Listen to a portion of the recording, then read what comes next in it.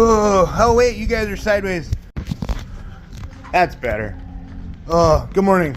Happy Saturday, everybody. We're back at it again on some A2 Pinsetters.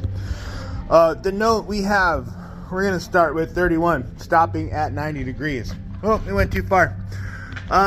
We were here last week, and we found some issues, and we took care of them, and now they're saying that it is still doing it, and that we need to turn it on and roll some bowling balls to see what's going on. So we're going to do that. Sorry, 31. Oh no, there's no rear on switch. This is the lane that we have swapped a forward facing box into. Okay, well, that's okay. We will jump it out, we will turn it on, we'll go up front, we'll roll some balls. So I went up front and I bowled a game on it with the scoring system on, and it did not malfunction one single time. And then I came back here and turned it on and just cycled it from the rear mechanics switch for maybe 10 frames, and I didn't see anything wrong. I did notice this has an automatic out of range kit, so I'd like to go ahead and test that while I'm here. It may not be what the problem is, but it's certainly another good spot to look at. These sometimes can develop some issues, wear and tear, or perhaps improper installation or adjustment. We don't know yet, but I'd like to get this whatever situation resolved for these guys, and take it off of their list. So what we're going to do is we're manually going to place a pin right in between the number 1, number 2, and number 3 pin spots. Then we're going to jump back up and cycle the machine and observe operation. We have an outer range set. Let's go ahead and cycle the machine and see what happens. Whoa! It worked! It worked flawlessly. Okay, well, I don't know where to go on this one. Everything tests good, right? Everything checks out. So what I'm gonna do, I'm gonna jump onto some other lanes with some other issues that they've got, and then maybe when some more of their front of house team comes in, we can talk to someone who may have experienced some of these issues firsthand, and perhaps get a little bit more information or a deeper understanding of what's going on from them. So we've got lane 4. They would like a new ball wheel belt here.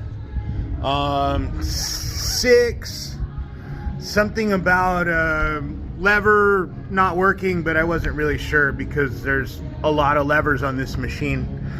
And then 7, we were there last week. We had that broken bearing on the turret indexing stop lever. That was amazing. And now they're saying the turret is indexing very slowly. So this might be the next one we jump on, because I'm intrigued, because this is kind of not necessarily a callback from last week, but maybe something else that we might have missed.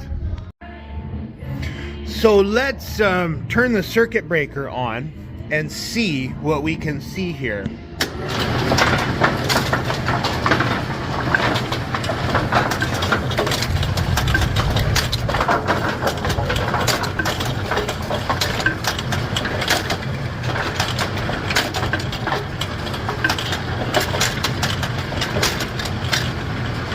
Oh, it bumped. Ah, you're upside down.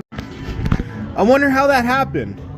The interlock probe from the turret center chute is contacting the torsion latch.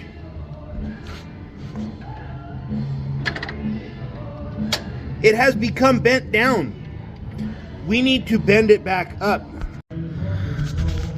So while no one was looking, I went ahead and I checked. The turret center chute doesn't have any loose screws on its mount flange to the turret ring. It's nice and solid. There don't appear to be any cracks or breaks on the interlock probe either. So it simply got bent, but we don't know how. And maybe that, I mean, I am curious, but it's kind of irrelevant. It's bent back into proper height, and we're gonna try again and make sure we don't have any other issues. Watch that again. Perfect. I'm not sure what we're gonna find here. I think what was described to me originally was that they had an inverted rake trip lever, and they have since corrected that, but they're still having some problems. So we're gonna turn it on and see what we can see. I'm ready. Are you ready? Everybody's clear? We're all clear?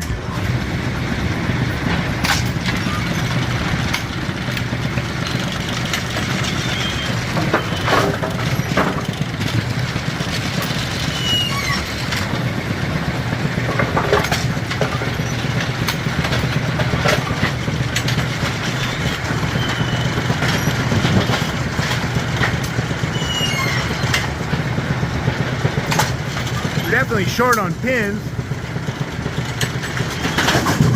Go ahead, let's send down an empty rack.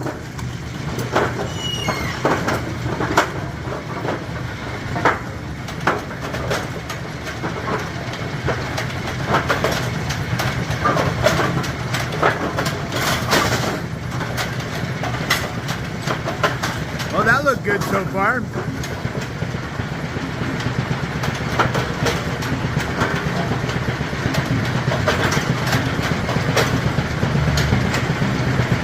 We are very, very short on pins. So check this out. This stop surface here is pretty badly worn. If I slam it down hard enough, it rocks back just a little bit. That could cause the machine to recycle.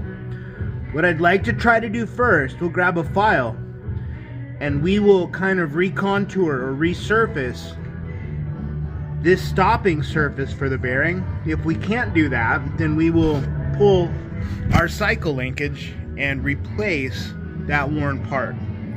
I'm pretty confident that just filing that contour will solve our problem. So we're just going to work it down with a file until our little divot here is gone. So we spent a couple minutes. We got our little depression in there filed out. Let's go ahead, let's turn it on. Hold on, I gotta move this light because I don't want another pinsetter disco party. Let's see what happens now.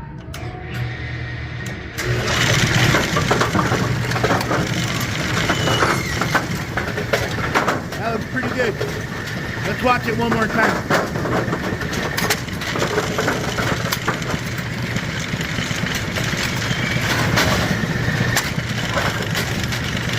Pretty happy with that. There you go. Well, maybe I'm not as super happy about that. We could use a little more. If I lift up on this and let it down under pressure, see how it still wiggles just a little bit? I mean, we're miles ahead of where we were, but I think we can go just a little bit further.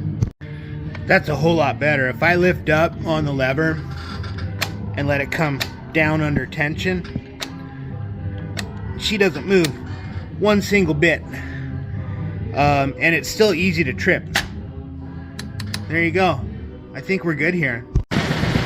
I don't see anything else wrong back here. So what we can do, we can go up front and bowl a game on it and see if there's anything else that might present that way. So we bowled a game on 6 and everything looks good.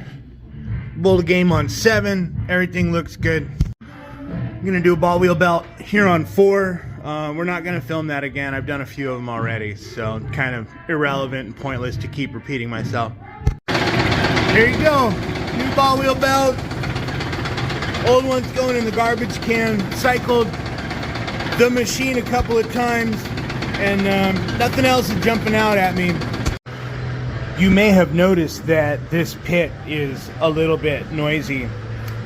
And the reason for that is that all 4 of the studs that go into the sub-mounting plates have sheared off over the years.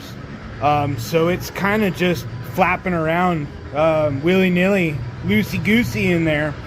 I've tried to re-anchor it, and unfortunately the screws that I used, I tapped threads into the sub-mount plates and lagged down 4 new fine thread bolts into those sub-mounts, and unfortunately they have broken again.